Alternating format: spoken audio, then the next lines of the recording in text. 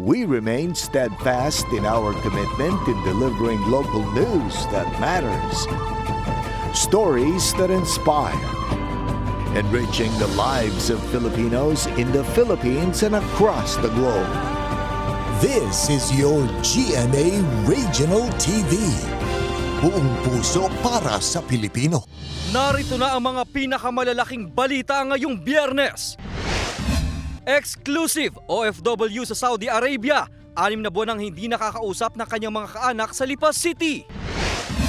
Big time rollback sa gasolina. Posibleng ipatupad sa susunod na linggo ayon sa DOE. Isang senador pinaalalahanan ng mga health professional na huwag isang kala ng integridad at propesyon kasunod ng umano'y pagkakasangkot ng ilang doktor sa multi-level marketing scheme. Hindi bababa sa 10 tricycle driver sa Batangas City. Nasisita ng TDRO dahil sa hindi pagsusuot ng uniforme. Mga patok na pangregalo para sa nalalapit na Mother's Day, alamin. At Sparkles E.A. Guzman, Kelvin Miranda at Prince Clemente, hinarana ang mga residente at kandidata ng binibining lungsod ng Calaca 2024.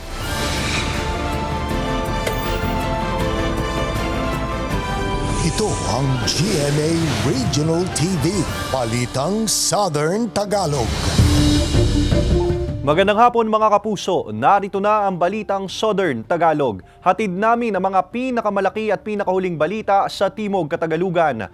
Live mula rito sa GMA Batangas Station, ako po si Ace Medrano.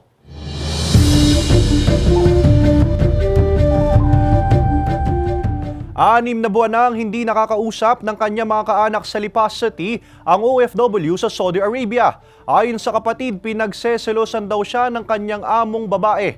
May exclusive report si Paul Hernandez. November 14, 2023, nang huling makatanggap ng mensahe ang pamilya ng 38 anyos na domestic helper sa Dammam, Saudi Arabia na si Divina Yap. Laman nito ang paghingi ng tulong dahil sa panganib na umano'y bibitayin siya roon. Naikukwento raw noon ni Divina sa kanyang kapatid na napag-iinitan daw siya ng babaeng amo dahil umano sa selos. Sabi ng kapatid ko, parang nagsiselos daw kasi nga binibigay sa kanya ng rekta ng lalaking pagkain. Hindi dinadaan sa asawa kasi nga tulog pa yung asawa. Pag nadating, baka yun ang kinagagalit ng babae. Bago ang huling mensahe sa pamilya, nakapagpaalam pa raw si Divina na isinama siya ng kanyang amo sa Maka. 6 na buwan ang lumipas. Wala na raw anumang narinig kay Divina at hindi na rin daw siya makontak. Magbabakasyon lang daw po sa kainan ng babae ng 2 weeks. After 2 weeks, balik po sila ng Dammam. Tinilolodan ko lang siya dito, 200 weekly, para lang makapag-message sa amin ng text. Kahit sa text lang, kakamustahan kami magkapatid.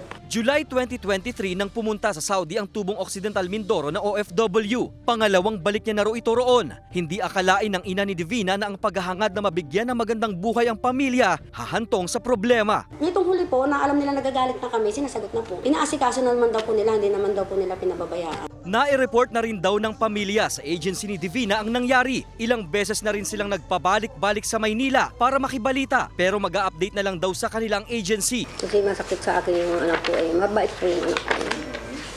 Masipag po at mabait yun, magalang. Para isipan na sa akin ang isip ko, parang hindi sa makanagpunta, parang nilito na yung anak ko. Sa estimate ko lang, parang kung saan na dinala yun. Sinusubukan pa ng GMA Regional TV Balitang Southern Tagalog na makipag-ugnayan sa agency ni Divina para sa kanilang pahayag, ngunit hindi pa sila sumasagot sa aming mga text at tawag. Samantala, naidulog na rin daw ng pamilyang isyong ito sa Department of Migrant Workers o DMW. Sa mensahe ng DMW, pinapadiretso na nila ang pamilya ni Divina sa One Repat Command Center ng tanggapan. Nakatakda muling magtungo ang pamilya ni Divina sa tanggapan ng DMW sa darating na Lunes. Kasama si Kel Ravaca, Paul Hernandez, Balitang Southern Tagalog. 4 na mahihinang phreatic o steam-driven eruptions ang naitala ng FIVOC sa Bulkang Taal kaninang umaga. Naitala ang sunod-sunod na mahinang aktibidad, 7:03 a.m. hanggang 7:09 a.m., 7:17 a.m. hanggang 7:10 a.m., 7:52 a.m. hanggang 7:54 a.m., at 7:57 a.m. hanggang 8 o'clock a.m. Nagdulot din ito ng pagbubuga ng makapal na puting usok mula sa main crater na umabot sa pagitan ng 100 at 300 metro ang taas. Nakapagtala naman kahapon ng bahagyang pagtaas sa sulfur dioxide emissions na umabot sa 2,346 na tonelada kada araw. Posibleng dahilan ng mahinang aktibidad ang patuloy na paglalabas ng mainit na gas ng main crater ng bulkan. Samantala, Nananatili sa alert level 1 ang bulkan at mahigpit pa rin ipinagbabawal ang pagpunta sa Taal Volcano Island na deklaradong permanent danger zone. Payo rin ng otoridad sa publiko na manatiling alerto.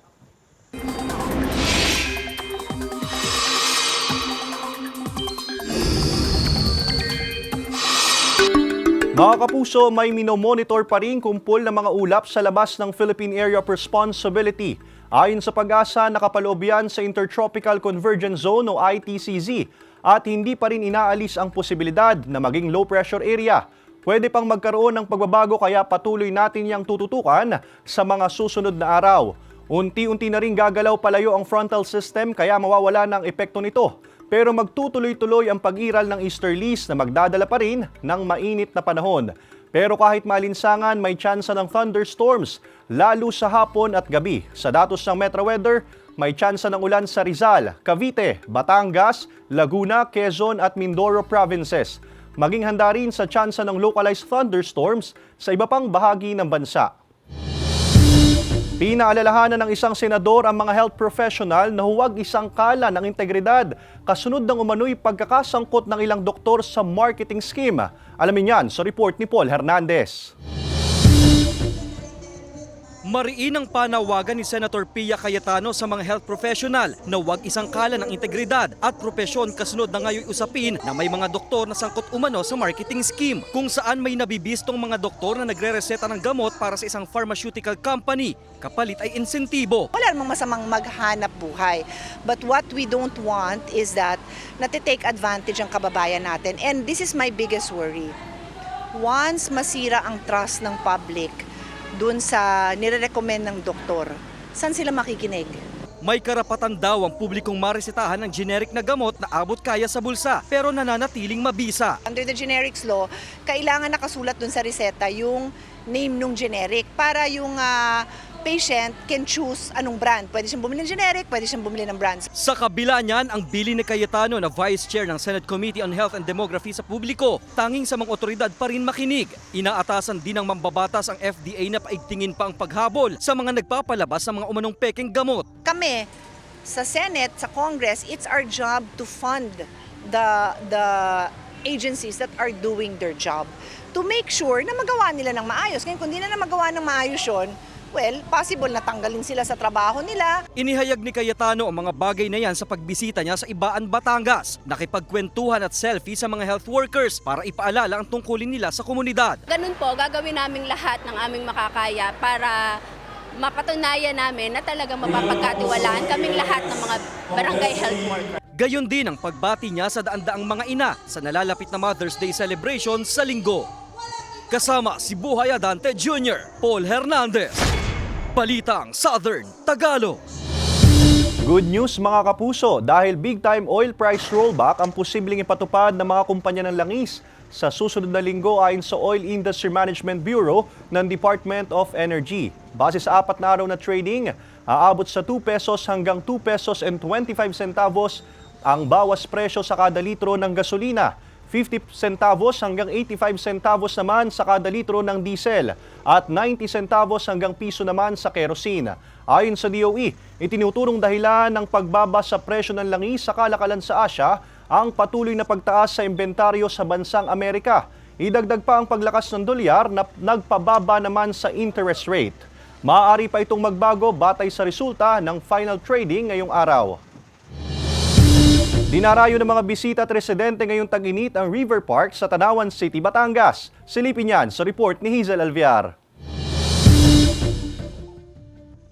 Isa ang lungsod ng Tanawan, Batangas sa halos araw-araw nakakaranas ng mataas na heat index. Base sa forecast ng Pag-asa, 41 degrees Celsius ang heat index ngayong araw sa lugar. Kaya naman para maibsan ang damang init ng panahon, dinarayo ngayon ng mga residente maging ng mga bisita mula sa ibang lugar ang Pag-asa Weather Bureau River Park sa Barangay Ambulong sa lungsod. Madali lang itong puntahan dahil nasa likod lang ito mismo ng Pag-asa Ambulong Station na nasa 15 to 20 minutes lang ang layo mula sa sentro ng lungsod. lungsod. Magkakaroon po kami dito ng tagabantay na magiging lifeguard. Ang tubig na dumadaloy dito nagmumula sa dalawang bukal. Pamilya o di kaya na may grupo ng mga magbabarkada ang nagtutungo rito. Gaya na lamang ng grupo ni Tricia na mula sa Karatig Barangay ng Ambulong. Malamig po dito ang tubig po, kaya po masarap po maligo dahil sa init po ng panahon. Ito lang po ang malapit sa barangay na pwedeng at maliguan. Bukod sa kaligtasan, tinitiyak din ng pamunuan ng barangay ang kalinisan sa lugar. 20 pesos ang environmental fee kung saan ang maiipon na pondo ay gagamitin sa pagpapanatili sa kalinisan ng River Park. Mismong mga residente sa palibot ng lugar ang nakatoka sa paglilinis dito. Ayak po sa umaga ay nagwawalis na. At kung halimbawa po, sila yung mga nagsisiuwi na rin po, ay ako rin po ang nagwawalis sa hapon. Hazel Alvior, Balitang Southern Tagalog. Good news mga kapuso! Sa mga naghahanap ng trabaho, naghahanap ang Kapuso Network ng mga sumusunod. Assistant Vice President, New Business Development, Assistant Publicity Manager for Entertainment, Corporate Strategic Planning Manager, Research Manager, Assistant Research Manager, Research Analyst, Auditor, Junior Accountant, Program Administrator, Staff Assistant, at iba pang makikita sa inyong TV screen. Para sa kumpletong detalye at sa mga nais mag-apply, bisitahin ang careers.gmanetwork.com. Alae! Alae!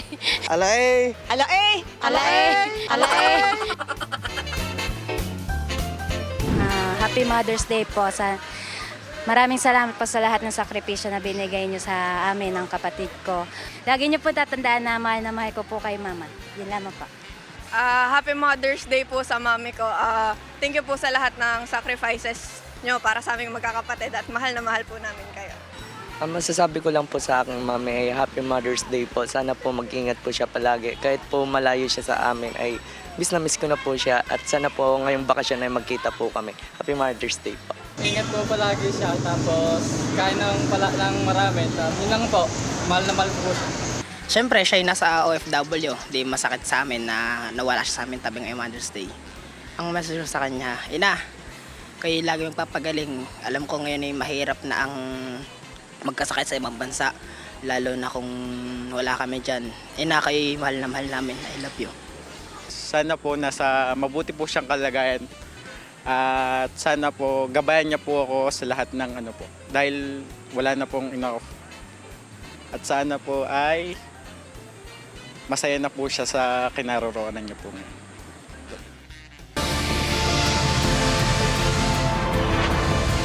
Ito ang GMA Regional TV. Balitang Southern Tagalog.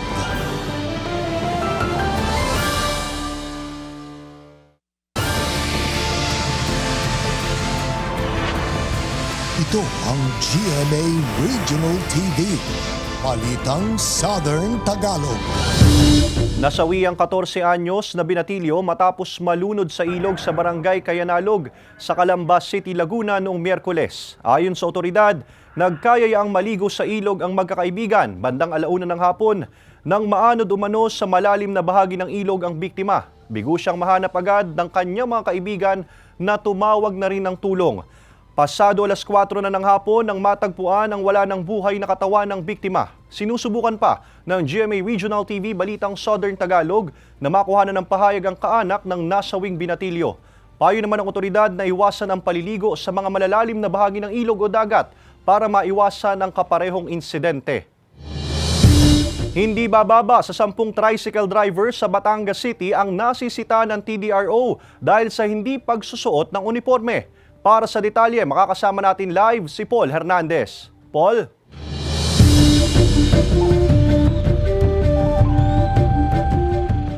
Ace, kailangan kasing mag-uniform ng mga pumapasadang tricycle driver. Batay sa umiiral na Traffic Ordinance of 2020, bawal ang nakasando, shorts, gayon din ang tsinelas.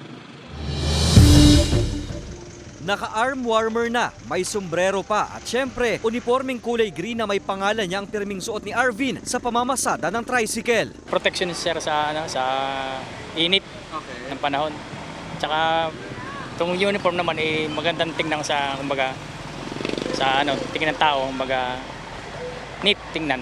2 set ng uniform daw ang ini-issue ng samahan sa bawat kasapi ng TODA kada taon. Naka-color code naman ang ilang driver na hindi pa nabibigyan. Sabi nila, at least may kulay kang na determine na ikaw ay driver ng orange na G1.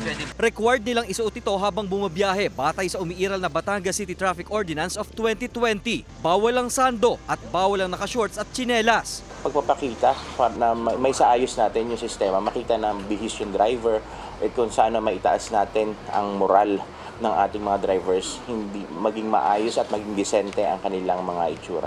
Pero wa-effect din daw sa ilang tricycle driver ang umiiral ng ordinansa. Hindi bababa sa 10 driver ang nasisita ng Transportation Development and Regulatory Office o TDRO Batangas City sa loob ng 1 linggo. Wina-warningan, binibigyan ng citation ticket at kung talagang nananatiling pasaway, multa na 1,000 piso ang kapalit. Ang ating namang intention doon ay maipatupad, of course, yung nasa ordinansa and at the same time, mapanatili nating maganda yung presentable ang itsura ng mga driver natin. At sa ngayon, nagbibigay pa raw ang TDRO ng konsiderasyon dahil sa mainit na panahon. Pero hindi raw dahilan para ipagsawalang bahala ang pulisiya. Bukod sa mga tricycle, epektibo rin ang ordinansa sa mga pumapasadang jeepney driver sa lungsod.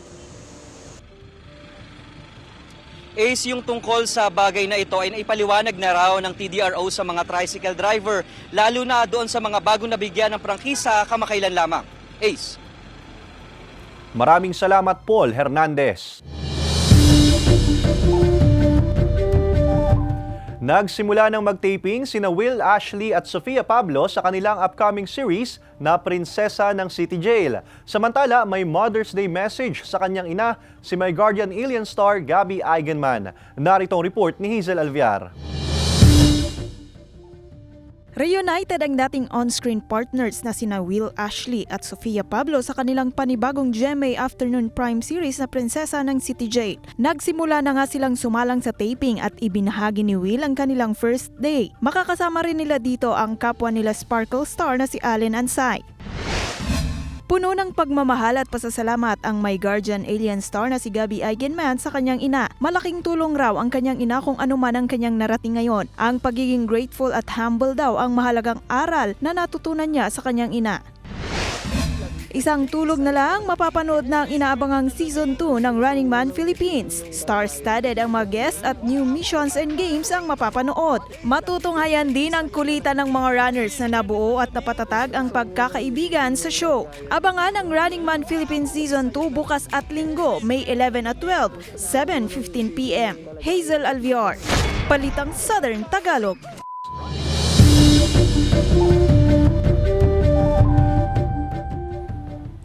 Mga kapuso, itong inyong GMA Regional TV interview sa Balitang Southern Tagalog. Nais isulong ng Batangas Provincial Government Environment and Natural Resources Office o PGNRO ang isang zero-waste micro-refilling community store sa buong lalawigan bilang solusyon sa mga plastik na basura na ang iba ay napapadpad sa ating mga karagatan. Para alamin ang patungkol dyan, makakapanayam natin ngayong hapon si Dr. Marivic Esmas, ang Assistant Department Head ng Batangas PGNRO at proponent ng nasabing proyekto. Magandang hapon po, Dr. Marivic. Magandang hapon po sa inyo at sa ating pong mga tagapanood. Ma'am, ano po itong Zero Waste Micro-Refilling Community Store? Actually po, ito ang tawag ay ALAIE, Educate, Engage, Empowered. Zero Waste Tiangge and Kapihan Project. Ito po ay version of Batangas kasi ito po ay isinagawa na sa Western Visayas. Kung matatandaan niyo po yung wala usik or nothing is wasted. So ito po ay in-implement ng Philippine Reef and Rainforest Conservation Foundation Incorporated.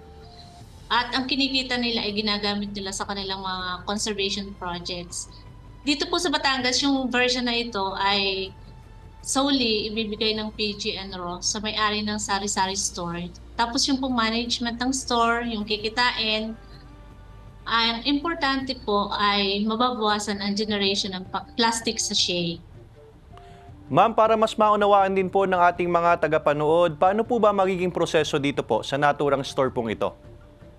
So ito po yung business model ay ang involved po dito yung user na ginagamit niya po yung reusable container. So, nire-refill ng sari-sari store itong micro-refilling station.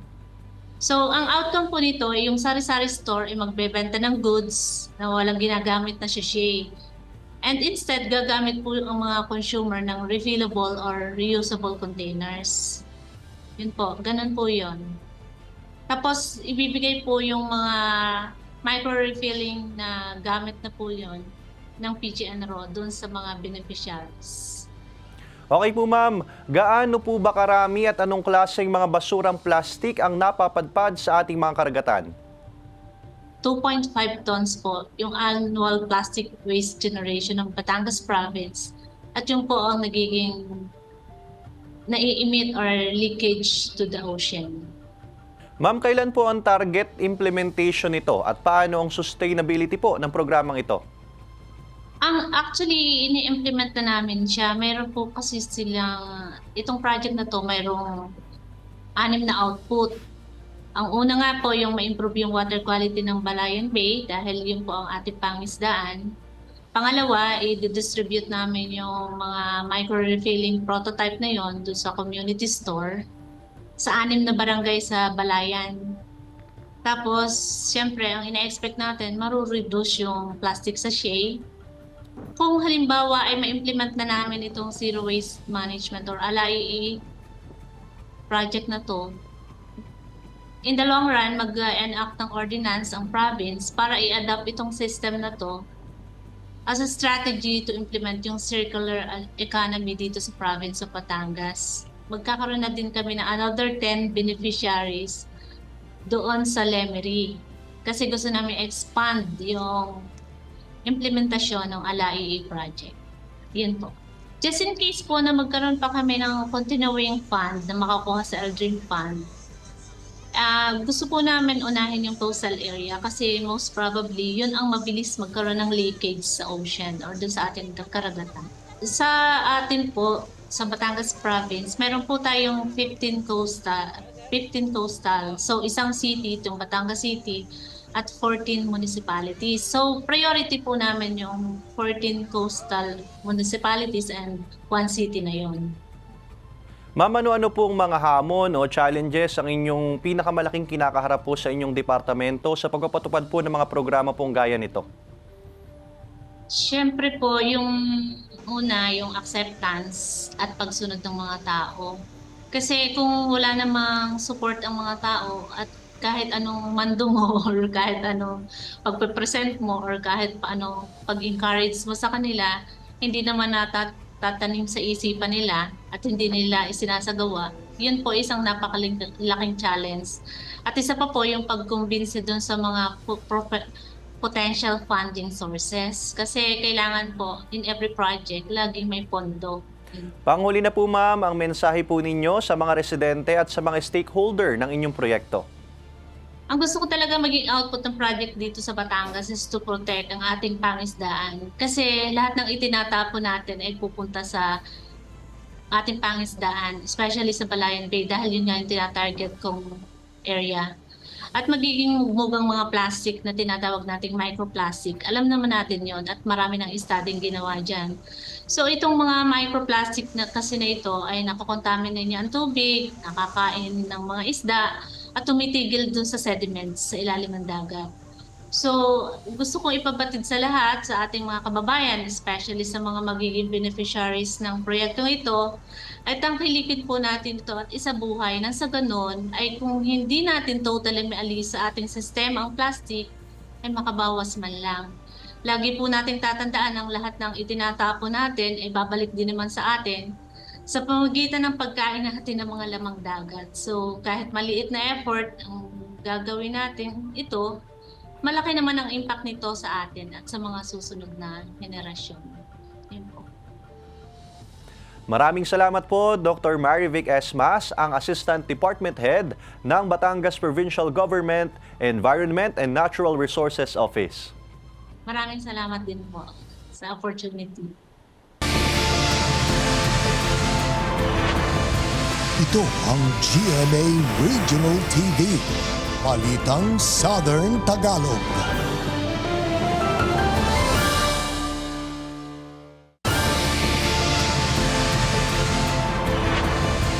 Ito ang GMA Regional TV. Balitang Southern Tagalog. Nasawi ang 25 anyos na magsasaka matapos pagbabarilin ng hindi pa nakikilalang sospek sa Sitio Ricudo, Barangay Talisay, San Andres, Quezon, pasado alas 9 ng gabi nitong Martes. Ayon sa investigasyon ng pulisya, pauwi na raw sana ang biktima sa kanilang tahanan. Sa kaparehong barangay nang bigla umanong sumulpot ang isang lalaki at pinagbabaril ang biktima gamit ang isang homemade shotgun. Nakita na lang daw ng tiyuhin na nakahandusay ang biktima sa kalsada, kaya agad siyang humingi ng tulong. Nadala pa raw ang biktima sa RHU, ngunit idineklarang dead on arrival ayon sa pulisya. Away sa lupa ang isa sa mga tinitingnang motibo ng otoridad sa pamamaril. May nakaalitan din daw ang biktima ilang linggo bago ang nangyaring pamamaril. Nagpapatuloy pa ang investigasyon sa insidente. Sinusubukan pa ng GMA Regional TV Balitang Southern Tagalog na makuhanan ng pahayag ang kaanak ng biktima. Meron naman kaming personal details. Pero hanggang sa ngayon, ma'am, kumukuha pa rin kami ng mga pieces of evidence na makakapag-utilize sa tao ito.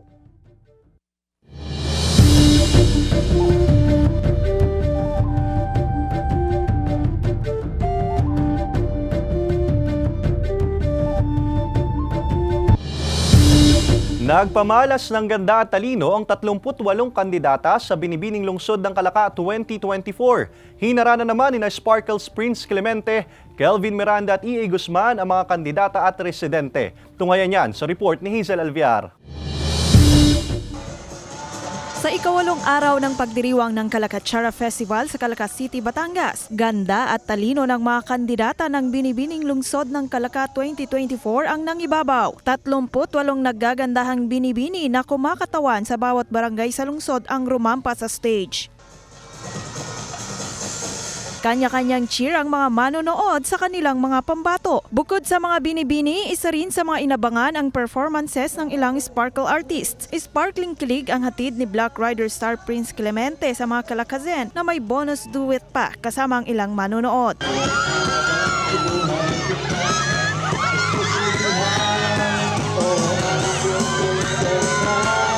Hinarana naman ni Encantadia Chronicles Sangre star Kelvin Miranda ang mga kandidata sa kanyang mapang-akit na boses.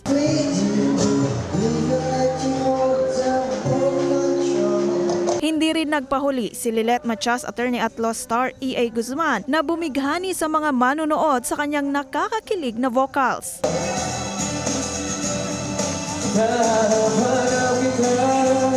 Sobrang saya po ng experience dito sa Calaca, Batangas at lahat ng mga tao dito talagang sobrang init ng pagtanggap kaya maraming salamat po. Pasalamat sa opportunity dahil nabigyan tayo ng ganitong klaseng pagkakataon na makapag-perform sa mga taga-Calaca, Batangas. Maraming salamat mga kapuso sa mainit na pagtanggap at sana napasaya namin kayo. Binibining Lungsod ng Calaca 2024 is Binibini 15! Angat ang ganda at talino ng pambato ng Barangay Poblasyon 1 na si Kathleen Dale Caseñas na kinoronahan bilang Binibining Lungsod ng Calaca 2024. First runner-up si Rose Ann Joyce Dabo ng Barangay Salong. Second runner-up si Shira Arenas ng Barangay Dila. Third runner-up si Jeneline Matalog ng Barangay Lumbang na Bata at fourth runner-up naman si Sherry Joanna Manalo ng Barangay Poblasyon 4. Thank you so much po sa lahat na sumuporta sa akin hanggang sa matapos ito. Maraming salamat po. Sa kasaysayan ng Kalakachara Festival ay ito na ang pinaka-masaya at pinaka-engrande. And ang ambisyon ko sana ay makatungtong ang isang Kalakazen sa Binibining Pilipinas. Hazel Alviar, Balitang Southern Tagalog. Patok na panregalo sa darating na Mother's Day ang mga katakam-takam na personalized donuts. Ating tikman yan sa report ni Paul Hernandez. Pas ba muna sa mga bulaklak na pangregalo kina mami o nanay ngayong Mother's Day? May isang sweet and soft alternative dyan. Pwedeng subukan ang katakam-takam na mga customized at lettered donuts. Mas personal dahil pwedeng mismong pangalan ni mami ang ilagay. Pero iba po kapag yun yung mismong shape ay yung dedication na gusto niyo pong sabihin. Kaya parang mas Ang homemade donuts ni Hana may iba-ibang flavors, white and dark chocolate at glazed icing. Makaka-request din ng trip mong design sa kanyang donuts with a twist. Ang mga disenyong bulaklak pwede rin kainin. A four-way process. Una po, mag-mix po ako ng mga lahat ng ingredients. And then after po that, mag-rest ko po yung dough for 10 minutes. And then after po nun, ikakat ko na po siya. I-perf ko na po siya to rice. Yun po. And then doon na po yung magiging frying method ko. Patok nga raw ito sa mga young at hearts. 800 pesos ang standard box of 12 at 899 pesos naman kapag may mga design na. Dahil customized, na-adjust ni Hana ang timpla depende sa panlasa ng customer. Kung wari po, prefer po ni customer na mas less po yung sweetness, mas ninipis po yung glaze, mas kokontian ko po yung ginagamit ko po na icing sugar. Kabi-kabila ang reservation na natatanggap niya at ang personalized donuts na ito pwede kahit anong okasyon. At ngayong Mother's Day, anumang hugis, letra o disenyo na pwede nating irigalo sa kanya, nag-iisa lang sila. Mukha ng mapag-arugang babae, mapagbigay at mapagmahal na ina. Kasama si Kel Ravaca, Paul Hernandez, Balitang Southern Tagalog. Alae! Alae! Alae! Alae! Alae! Alae! Happy Mother's Day, Mama, and I'm so grateful na ikaw yung mother ko, and thank you sa lahat ng sacrifices mo para sa amin ng kapatid ko. Yun lang po. Nagpapasalamat po ako sa pagpapalaki niya po na ngayon sa akin, and natutuwa po ako isipin at proud na proud po ako sa kanya lagi. I love you po, Mama, kasi po hindi ko po yung nasasabi po lagi sa kanya. Yun lang po. Maraming salamat po kay Mama dahil siya po yung lagi nandyan. Kapag may kailangan po kami, siya po yung nagbibigay sa amin. At maraming salamat po kay Mama. Happy Mother's Day, Ma. Salamat sa lahat. Mami, Happy Mother's Day. Alam kong mahirap ngayon ang business at mainit. Pero alam kong kayang-kaya mo yan at hindi ko man lagi sinasabi pero mahal na mahal kita. Samantala, mapapanood nyo po ang episode na ito at iba pa ang pinakahuling lokal na balita sa official website ng GMA Regional TV, www.gmaregionaltv.com. Pwede rin kayo bumisita sa aming official YouTube channel, GMA Regional TV, at i-click ang subscribe button para sa pinakamainit na balita mula sa rehiyon. Dahil sa GMA Regional TV, local news matters. At yan ang mga pinakamalaki at pinakahuling balita sa Timog Katagalugan. Maraming salamat sa pagsama sa amin, pati na mga kapuso sa ibang bansa na tumutok sa mga balita sa rehiyon. Kami, ang GMA Regional TV Balitang Southern Tagalog, buong puwersa para sa mas malaking misyon at mas malawak na paglilingkod sa bayan.